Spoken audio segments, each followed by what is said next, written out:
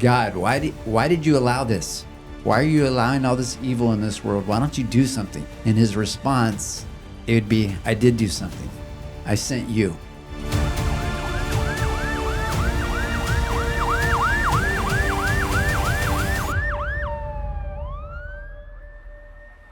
Welcome to the Living Mission First podcast, where we share real stories of real hope for first responders.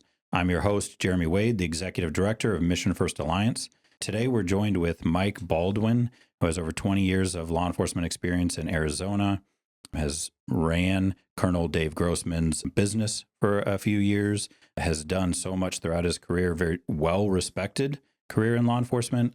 You were at the top of our list as we started this podcast to bring you in and to have you join us. So just thank you for joining us today. I'm honored to be here and to help support the mission of Mission First Alliance and what we're doing for first responders. Yeah, thank you. Before we get into it, do you want to open us in prayer? Absolutely. Dear Jesus, thank you for who you are. Thank you, Lord, for the mission, what you've laid on Jeremy's heart and his team to help first responders, Lord, to realize that they're not alone. Thank you that you are with us. I pray that you would bless this podcast and the words that are spoken, help it to speak to someone's heart today and make a difference to one person. In Jesus' name, amen. Amen. There is so much that I hope that we get to talk about today. As I was thinking about it, I think we could talk for a full day, and I think we'd still just be scratching the surface just between your career and the things that you've been able to do and the things that God has done through you and your family. So I hope we get to talking some of those. And this is very timely because I know you have a big announcement as well, and something that through God's leading, you're just at the very beginning stages of launching with Rise 7 Times. So I definitely want you to share that. But before we get to so much, can you just share with us some of your background, some of your experience in law enforcement and what that looked like for you? Sure. I, first of all, start by saying I never wanted to be a police officer. I was a high school teacher and a coach, and I thought that was the direction of my life. And God, through various circumstances, changed that. And when I started applying at police agencies in the Phoenix area, I didn't want to just be an average police officer. I wanted to be the best. And so when I did get picked up from a local agency, went through the academy, I competed. I used that sports background that I had to compete, and I wanted to be the best. And I was a believer, and I believe that God teaches in his word, whatever your hand findeth to do, do it with your might, all your might. And so serving the Lord, trying to do the best that I could for my family and for him, I brought that to police work. So I served in a variety of roles after getting through my own field training, becoming a patrol officer, learning to do that job for 3 or 4 years. I became a field training officer where I trained other officers. And I wasn't a novice because I didn't start my police career at 22 years old. I started a little older. I was already married, had children. We had twins. And so I had some life experience. And I think that's good too, because you're responding to all kinds of calls, domestic violence. And I can't imagine responding to a domestic violence, having not been married, being 22 years old with this couple fighting and now trying to play referee there. But from field training, I became a patrol sergeant, thoroughly loved that job, and had my squad, worked weekend graveyards, and just taught them and mentored them on some of the things that I had learned. Try to be a good leader, lead from the front.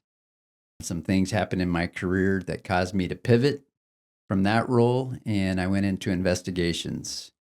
And that's where I truly found my niche, so to speak. I loved talking to people. I loved talking to the bad guy and learning from him on how he got away with stuff and how he tried to avoid me, and developing my interviewing skills, kind of playing dumb cop sometimes. And I perfected that and got tons of confessions from people that other detectives wouldn't get. I would get because I would be willing to spend the time talking to this guy who sometimes was a drug addict, sometimes stunk, and you're close to him and you're in a confined space, and it's sometimes painful. And depending on what the crime was, maybe having some level of resentment, but not showing that and eliciting that response from him, that was neat because ultimately I was working for the victim and I was trying to help them. And so I worked a number of roles in investigations from drug cases, burglary. I was on a DEA task force for 4 years. Thoroughly enjoyed that. Worked violent crimes. So I ran the gamut with that. But toward the end of my career, I was blessed to train several young detectives, guys who were hungry and that wanted to learn. And I found that incredibly rewarding because you got to pass on some of your life experience to them. Some of them have already promoted. Some of them have promoted higher in rank than I ever was. And that's kind of like my legacy at the police department. I'm not there anymore.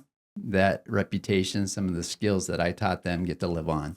What were some of the highlights of your career when you look back? It's interesting because when you're going through it and you're competing, you just move on from one scene to the next. And you look back and you're like, oh, that time that I took out a kilo of cocaine out of someone's car off a traffic stop, that was pretty cool.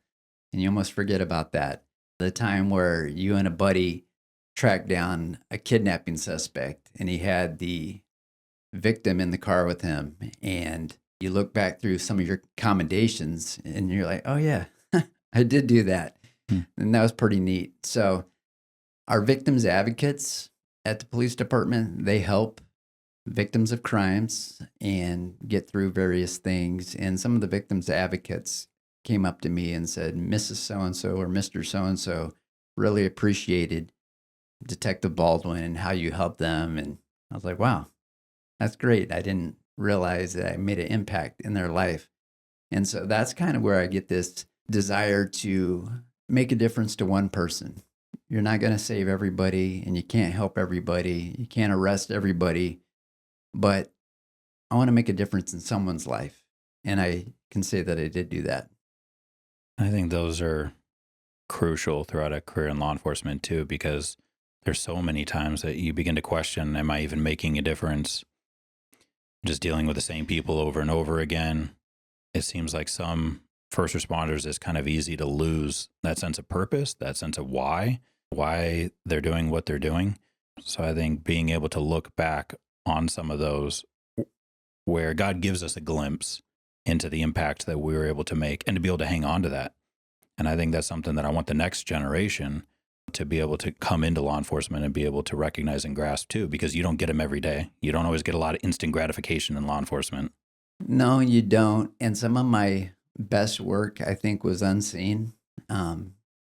There's certain commendations that I received from the police department, the chief of police. Somebody told him and he wrote something up and gave me a plaque or whatever. But most of my best work, people don't even know about. It was just stuff that I did on my own or maybe with a guy that I was training. And so we will recount those stories. And, hey, you remember when we were doing this in South Phoenix and we were over in Chandler or Scottsdale, different suburbs of Phoenix, doing this or that. And we shouldn't have been there by ourselves. We should have had a SWAT team, but you and I got it done. And so those stories, I look back fondly. I also look back as a believer and go, thank you, Lord, for your guardian angels who protected me. Because, yeah, we probably should have had a SWAT team on scene, but I felt capable. I trusted my partner. He was capable. And so the opportunity for the suspect presented himself and we made the arrest or whatever. I think it's amazing how many calls you can look back on and go, wow, that could have gone bad. Or, wow, we were moments away from that going a different direction. I think it's amazing among first responders in the work. And just for me, I just feel like it was so affirming in my faith and being able to say, thank you, God.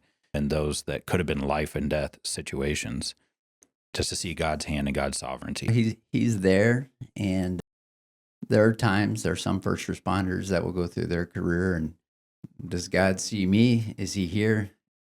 And I say that he is, and he does see you and the work that you do. I mean, God ordained law enforcement. It's in the Bible. And fear him that beareth the rule if you're doing what's wrong, because he beareth not the sword in vain, it says. So I think it's good work. We need to, as first responders, whatever the role is, if you're in police work, EMS, doesn't matter, fire department, work toward your oath, what you swore to do. Are you living that way? Are you continuing to work that way? And so that's what I would challenge the guys that I trained and mentored. Remember that oath you took. It's like when you took a vow to your wife when you married her. I've only taken a few oaths in my life. One was to my wife, and one was to the state of Arizona when I became a police officer, that I would uphold the Constitution, the laws of the land. I would treat people fairly, those type of things. And so that's what I did. I genuinely believe that most first responders that come into these professions have that from the start. Great intentions, want to help people, want to make a difference, want to uphold the oaths. Why do you feel like some slip, some lose their way? Is it impacts from the job? Is it just the toll of the job catching up with them?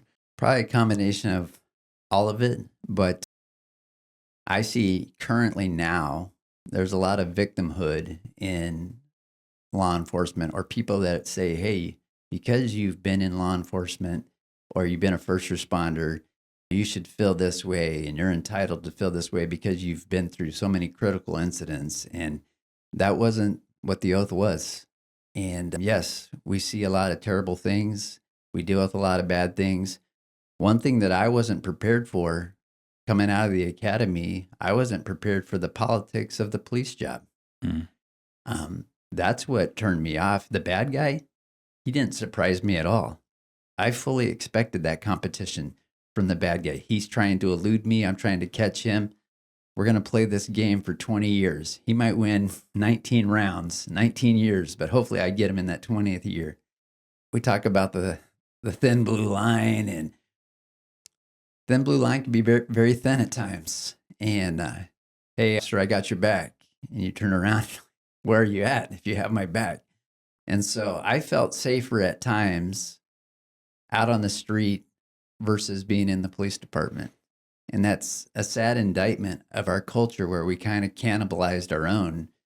Sometimes it's politics where people are trying to get ahead of each other, looking for the next role. Hey, this role, you make more money. You don't have to do as much. You just tell people what to do. First of all, that's not what leadership's about, but that's what sometimes we think it's about. There's a burden of leadership. When I was a patrol sergeant, I wasn't responsible just for Mike Baldwin. I was responsible for the 6 to 8 men and women on my squad. And that was pressure. It was easy taking care of myself. It was harder now taking care of everybody else, making sure they were safe, because I wanted them to go home to their families. But my squad respected that too. They knew that I cared for them, and I'm confident they would have run through a brick wall for me, because I would have done the same thing for that type of leader. But I've worked with some leaders that I respected them only for their title and the chain of command, because quite frankly, I wanted to punch them in their throat. They weren't a good leader. They shirked their responsibility. They didn't treat people fairly. And sometimes I caught the brunt of that. And there were times in my career that I got bitter toward them. It's not right. I'm not proud of it, but it's true. And it's what happened. And so I think, to answer your question, that's why then sometimes I think people deviate from their oath instead of looking toward what the mission is. And the mission is helping the public, keeping the public safe, protecting them. It becomes more about me, my career, what I'm going to do next. I think it's fascinating. I think that the beginning of a career and the academy, there's so much it can't prepare you for. And there's so many aspects of the job, the stress and some of the trauma and the critical incidents and those things too. But it is also amazing to see so much more research now to where it's typically not the critical incidents. It's not the officer involved shootings. It's not those things that are most impactful on a career. It's so much more of the organizational stuff, administrative stuff that's paying way more of a toll on them throughout their career. And again, like to your point, I've heard that so many times. I expect it on the street from the criminal. I don't expect the knife in the back. I don't expect the lack of support from leadership. No, there were times where I felt like I got pulled out like a good luck charm, where a lieutenant or commander who necessarily didn't have my back but wanted a case solved, and he knew that I was a good worker and I would get it done. He would call me in for the special project. Hadn't talked to me in 6 weeks, but because now the chief wants this case solved, it's high priority. Why are you calling me in here? You know why I'm calling you in here, Mike, because you'll get it done. And I took it as a challenge. And yeah, I usually had that case solved within 24 hours, certainly 48 hours. And they're like, how did you do it? Just went out and did my job. And tell you a funny story just about police work in general, because a lot of people don't know this, but my career almost failed before it even started. And it was day one of the police academy. So we're supposed to start day one. It's cold for Phoenix. It's early in the morning. We're in this black dress pants and a white button-up shirt. And that's what you had to wear for the first 4 or 5 weeks because you weren't an officer yet. You couldn't wear a uniform. I had never wanted to be a police officer, like I said, but once I was going to be there, I wanted to be the best. And so I scouted out the police academy the weekend prior. I drove all the way down to South Phoenix. I went to the gate. It was locked at that time. And I'm like, okay, this is where I'm going to come in Monday morning. I don't even remember the time. Let's just say 6 a.m. It'll be dark outside. I'm going to get there early because my house is an hour away. So I'm going to leave early. So I got to the academy. I'm the first one in line at the gate. It's dark. It's about 5:30 in the morning. I'm praying, Lord, help me as I start this new career to do well. I have no idea what a police academy is like. I suspect there's going to be a lot of yelling and going to be a lot of physical fitness. I'm not afraid of any of that. Getting closer to 6 o'clock and nobody's lined up behind me. And I'm like, what is the deal? Did I get the time wrong? Oh, well, I'm early. Maybe it starts at 7. 6:05, 6:10, and I'm like, something is wrong, and I'm panicking. So I drive through the neighborhood, and I come around the mountain, South Mountain, and you've got to be kidding me. There's a second gate to the academy, and the gate's open. And I see lights on there, and I see the parking lot's full of cars, and I'm like, you've got to be kidding me. I'm late on my first day. I'm not the guy who's late. I'm always early. Talk about humbling. And I don't know if the Lord did that on purpose to go, what? You're going to start your career behind the 8 ball. So I park. I don't know what to do. I'm walking through all these buildings. A couple recruit training officers are out there and, hey, recruit, you're late. No kidding. Where do I go? And so they point me to the class, and you can tell by my uniform that I'm a first day person. So I open the door, and I see, to my demise here, or my surprise, whatever word you want to use, we're sitting alphabetical order. Baldwin is at the very front seat, and it's empty. And the rest of the class, everybody's sitting up at attention while the class sergeant's going around doing his day one speech. So I don't know what to do. I just lock up at the back of the classroom, stand at attention, thinking, hey, that's what you do in the military. That's what I'm going to do now. And he's walking around the class talking about, hey, your lives are going to change. You're going to be police officers. People are going to count on you for life and death situations. He starts walking toward me, and he has his smoky hat on, and he puts his hat right in the brim of my forehead. And some of you are going to learn to be on time for the first time in your life for a job. And I'm like, you've got to be kidding me. The class sergeant thinks I'm that guy, the loser, the guy who's coming in late, and I'm the early guy. And I've put everything, all my cards on the table for this job. My wife is a stay-at-home mom. I have no backup plan. If I get fired from the academy day one, it's over. And So after that was all done, I found my seat. And then a couple recruits and the sergeant talked to me later. Why were you late? I explained to them. They validated my story as true. So that night I got to write a 1,000-word essay on the importance of being on time. And I'm like, Lord, you must have a good sense of humor because I am always on time. I'm always early. I preach that. And this happened to me. And so I spent the entire academy competing and trying to make up for that day.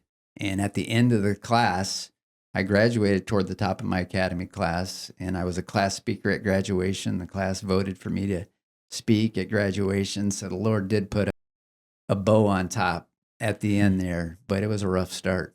Yeah. I smile because I can relate. Tell me that. I had my own experiences too and challenges. And then I can just relate with, not wanting to put yourself in that position on day one. And we were even just talking yesterday about our reputation precedes us. I love training later on in my career, love training all the new officers and overseeing them from day one and while they went through the academy. And I told them on day one, your reputation starts. And that will precede you for the rest of your career. Your work ethic, your reputation, your integrity, how you carry yourself will precede you and will either open doors or close doors in your career. So, I think that's great that you shared that, but it's cool to see what God did through that, even that humbling experience. So currently, you alluded to it at the start that I'm starting something new, and it's rise 7 times. And rise 7 times is based on a verse in Proverbs that says, a just man falleth 7 times and riseth up again. That was one of the falling down times. It's humbling, it's embarrassing, but I don't quit. I get up, and I teach that to my kids. Bad things happen to good people all the time. Are you going to stay down or are you going to get back up? Certain things happen in my career. And I like the fact that the verse says, you fall down 7 times. It means you've fallen down a lot and you keep getting back up. But it also means, it doesn't say that, but it also means 8, 9, 10, 11, 12 times. And there's a lot of first responders that are probably going to listen to this that can go, yeah, I've fallen down before. I stayed down maybe longer than I should, but I got back up. And that's the key. Can you get back up? That's resilience. That's the right thing to do. That's being a man or a woman. That's being a leader. When we talked about your name at the academy, your brand, your reputation, that follows you. So when others see that you get knocked down, you might be married and your wife sees that you got knocked down.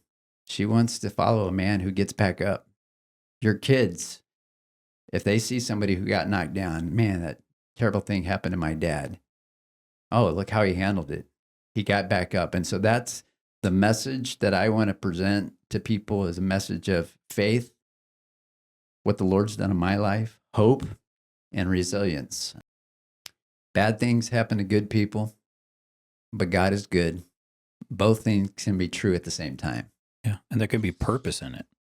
There can be purpose in those failures and those opportunities for us to grow, those opportunities for God to shape us, mold us, for God to use them for his purposes and his glory. Are there any other times in your life that you would point to as those failures, as those opportunities where you were able to overcome them and can look back now on them in a positive way or a way that God has used them?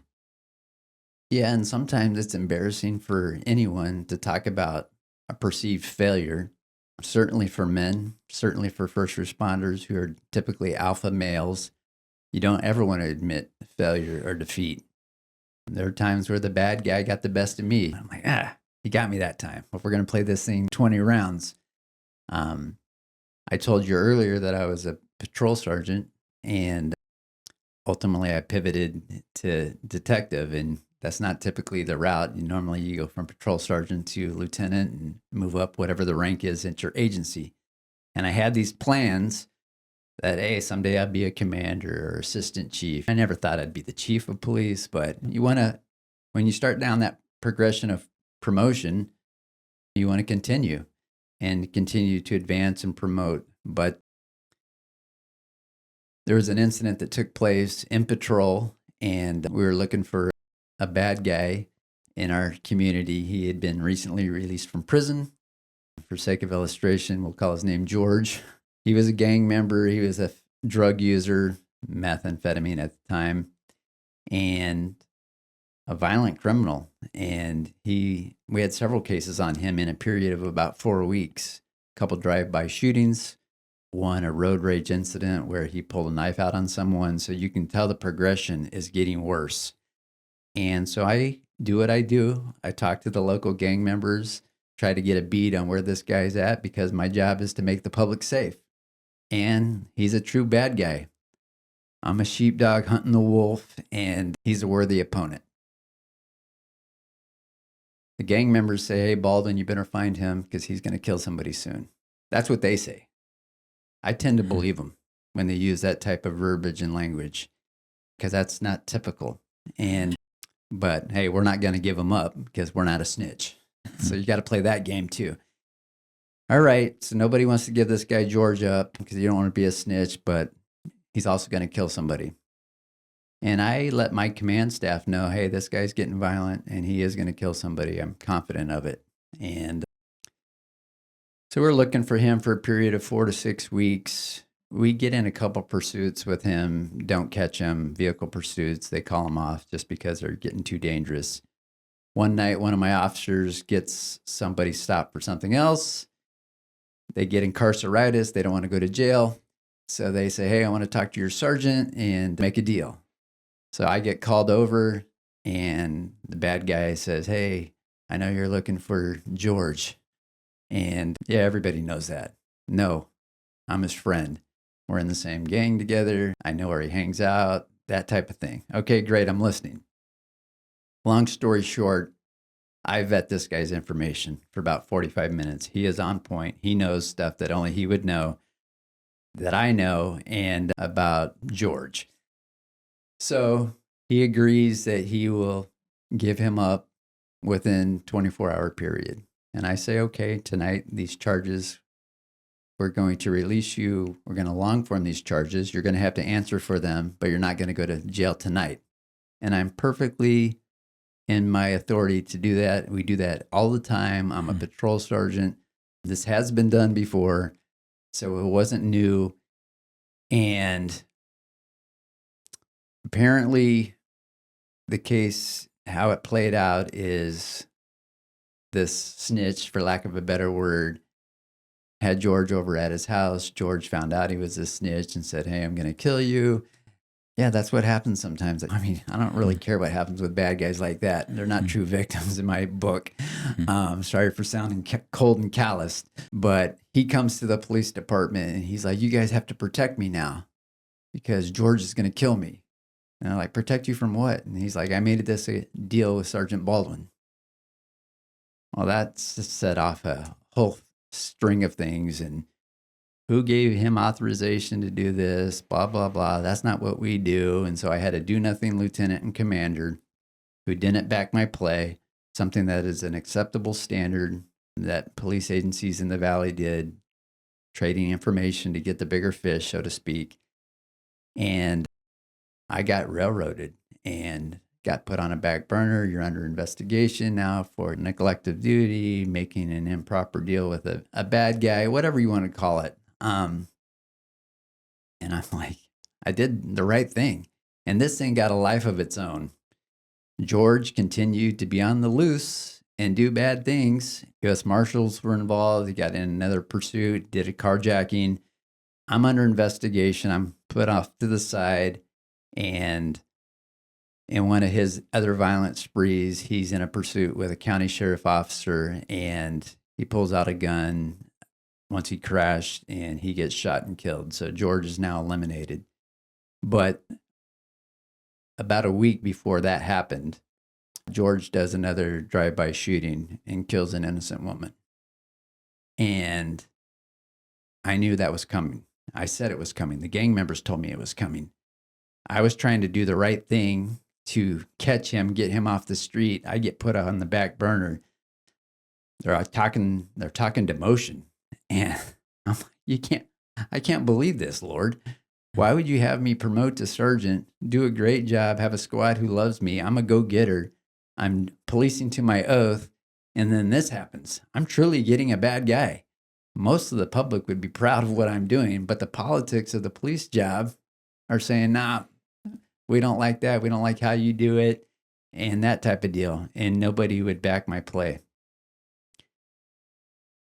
So I pivoted and go, fine. The Lord, he can make this right in his time if he wants to. And I believe he will. And I'll end up getting promoted. I'll end up getting back pay and all that stuff. That never happened. Short story.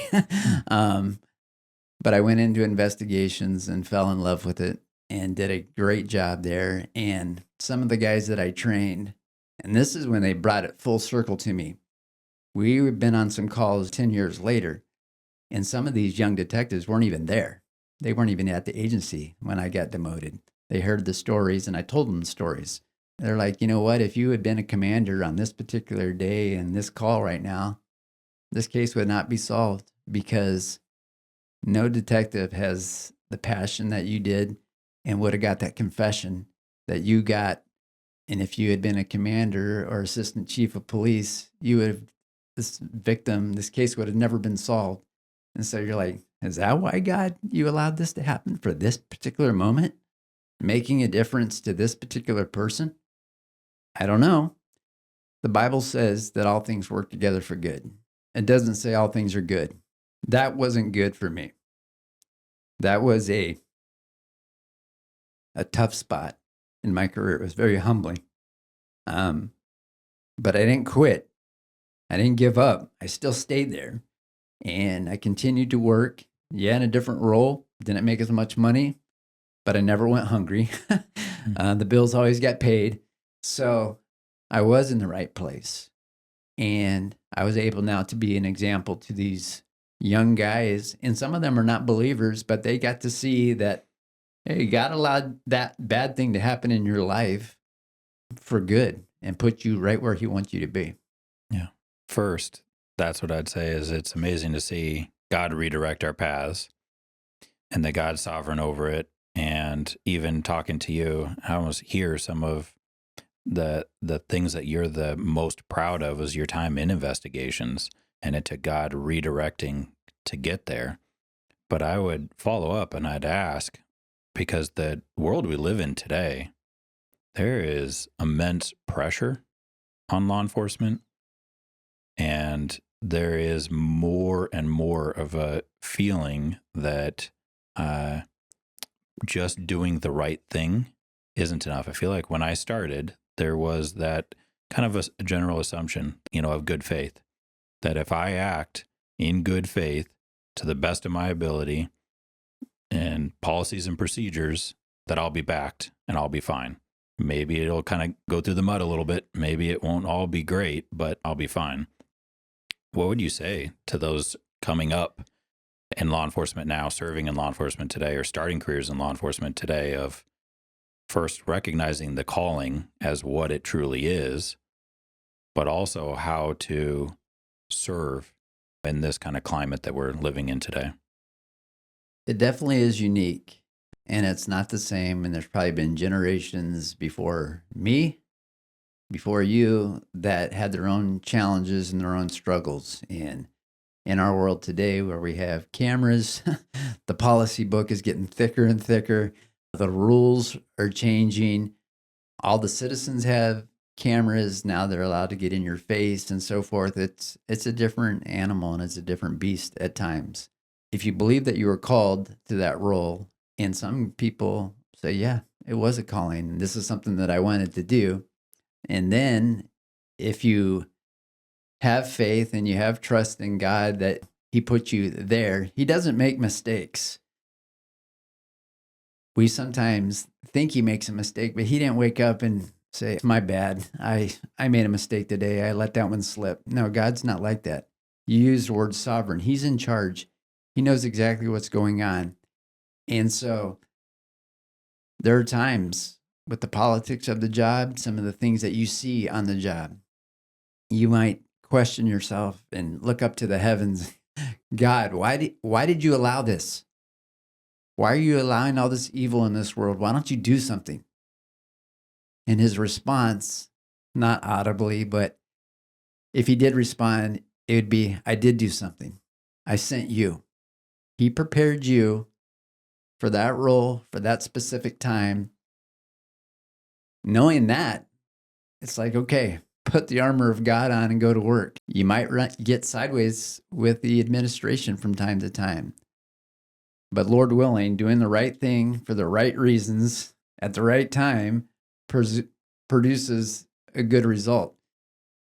I can say personally that I did do the right thing, I believe, at the right time, and it went sideways. And I can't explain that other than that humans were involved. And frankly, people that I thought were on my side and that would back my play did not.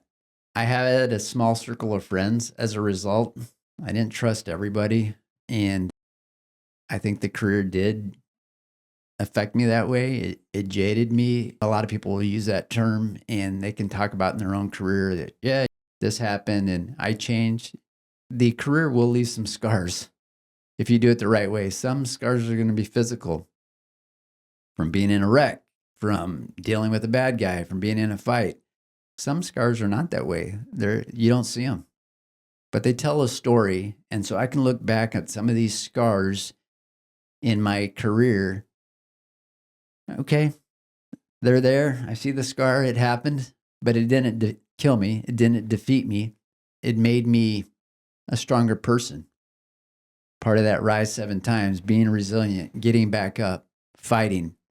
And so if I were a training instructor today, because sometimes our training instructors early in the police career would try to trick you or get you in a scenario that you couldn't win and they would win. And working for Colonel Grossman, he tells these instructors, don't ever let a failure walk off your range or your training. You need to leave on a win, because that stress inoculation, that winning in training will translate to winning in the field. And so I'm a competitor. When I competed with the bad guys, I wanted to win. I took offense if I couldn't get somebody to confess to a crime. I mean, it bothered me. Other detectives, they loved it because it's less that they had to write, but they never solved the crime. And I'm like, you're working for the victim here. Put a little effort into it. Try to get a confession from this bad guy. But because he was a drug addict, because he stunk, they didn't want to spend any time in the room with him. So they were kind of mean to him. He told them, use some various language that I can't repeat here. And they're like, fine, we're done. And they got nothing. I tried to build a rapport. And this is something that changed in my career. And this is truly because of Jesus. I used to be very black and white. I'm right, you're wrong. I'm the police officer, you're not. You're in here for a reason, that type of deal. All true. But there was no empathy whatsoever because I thought I was better than those guys. I didn't do drugs. I didn't rob banks. I didn't shoplift. I'm no better than them. I'm a sinner saved by grace. And what if I grew up in the home that they grew up in? What if I was addicted to drugs? What if I was in a gang?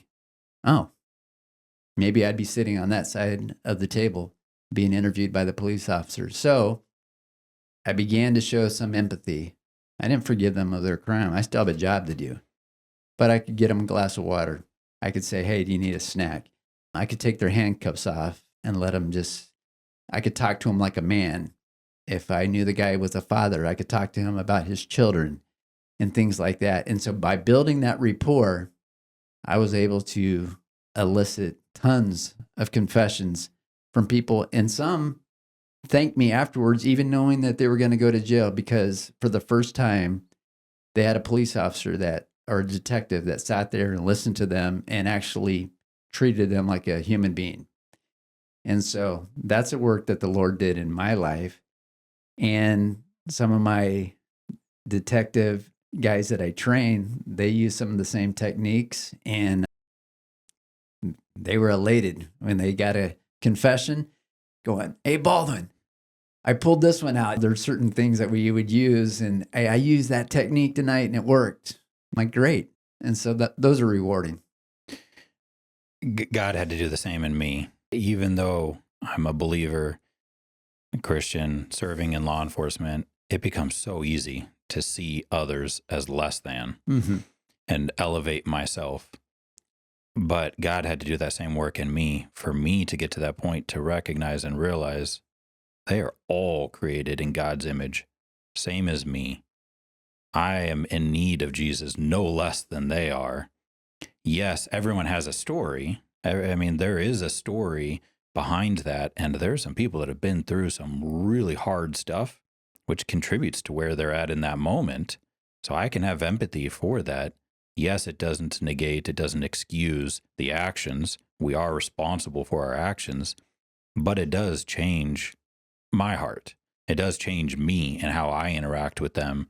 And to the point that I can still show respect, first and foremost, and love, and recognize they are also creating God's image. That changed a lot for me, working on patrol. Like your interactions with people, mine went a lot different.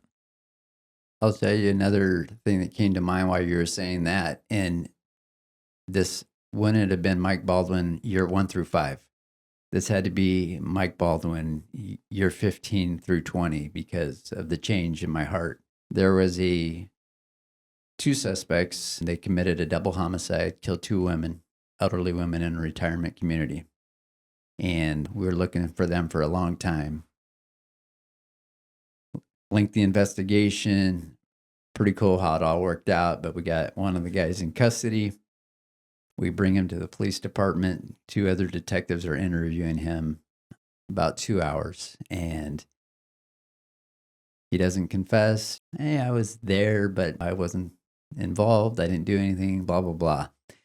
Typical denial. I mean, they can deny forever as long as you can keep them talking. They know that I like talking to the bad guys, and they needed a break, and the bad guy needed a break. And so they're like, hey, Baldwin, can you take this guy out for a break? Sure. So we go outside to the fence parking lot of the police department, and I let him have a cigarette. Early in my police career, I wouldn't let bad guys have a cigarette. That's something they wanted. No, it's bad for your health. This guy wanted a cigarette. I started carrying a pack of cigarettes in my car. First time my son was washing my car, young boy, and he found the cigarettes in the car. He looked at me, and I had to explain to him, Daddy doesn't smoke. I carry those cigarettes for the bad guys. It helps them relax. And they tell daddy stories and stuff like that when they're relaxed. So anyway, let him have a cigarette and just talking to him, kind of like what we just said about that empathy, building a rapport. I have no dog in this fight here. It's not even my case. I'm trying to help solve it, but I'm not the case agent. But here I have an opportunity with the bad guy and talk to him about life.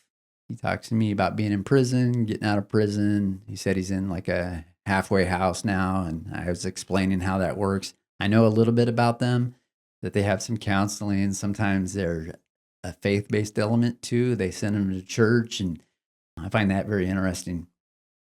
And he said, yeah, we go to church and have a little Bible study, and this is now a murderer talking about going to church and having a Bible study. And so I asked him about his background. He's raised Catholic. I wasn't raised Catholic, but I know some of the belief, confession, and that type of thing. So I said, do you think there'll be any murderers in heaven? And he's like, I'm not sure. And I go, there will be. I have biblical proof for that. In the Bible, King David ordered someone to be killed. King David asked for forgiveness. God judged him, but he's in the line of Christ. Moses, who led the children of Israel out, killed an Egyptian. God used him years later to deliver his people. I said, yeah, these guys had to pay for their sins and their crimes, but God forgives. And he's looking at me and he's nodding because he agrees with that. And so I go, they'll be in heaven. And we talk some more, maybe let him smoke another cigarette. And he goes back inside and ultimately confesses to his role in a double homicide. And so I feel like I had a small part in that just by talking to him about the Lord, talking to him about faith, but treating him like a man and letting him know there was forgiveness. And I'll tell you this, Jeremy, it was palpable. When a bad guy who did a really bad crime, they're all bad, but shoplifting, I mean, we rate these crimes. Committing a crime against a child, a rape, a violent crime, these are all super serious, and it creates a burden for somebody. They don't want to be caught. They don't want to talk about it. They make every excuse in the book, but if I can talk to them for an hour, and they admit to their crime and they confess to it, you should see the burden. It's almost, you can't physically see it, but you look at them, their demeanor changes. They sit up a little stronger now. A burden has been lifted. That's the burden, the weight of their sin. And we all have that. We like to hide it because, again, we're better than everybody else. We're Christians. We don't do. No, we're sinners saved by grace, and Christ took our burden. But I see that burden lifted off them, and I know I got them. Okay, this is a good day. I got the confession that I needed for the victim.